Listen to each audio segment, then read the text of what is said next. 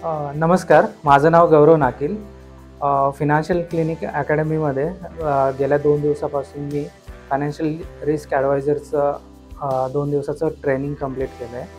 तर याच्यामध्ये या ट्रेनिंगमध्ये मला असं शिकायला मिळालं की मी आधी ज्या माझ्या कस्टमर्ससोबत जेव्हा त्यांचं फायनान्शियल प्लॅनिंग करायचो त्याच्यामध्ये आणि आतामध्ये खूप ड्रास्टिक डिफरन्स आहे.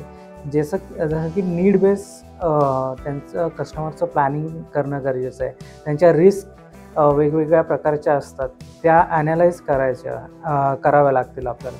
त्याच्यानंतर त्यानुसार मग आपल्याला त्यांना प्रोडक्ट सजेस्ट करावं लागेल, ना की असं मला काही प्रोडक्ट चांगलं वाटतं आहे म्हणून मी दुसऱ्याला सजेस्ट नाही करू शकत. लाईक दिस आपल्याला पूर्णपणे कस्टमरचं प्लॅनिंग त्यांची गरज काय आहे त्याप्रमाणे आपल्याला त्यांना प्रोडक्ट देण्यात, त्यांना सोल्युशन देण्यामध्ये या ट्रेनिंगची मला हेल्प होईल. थँक्यू.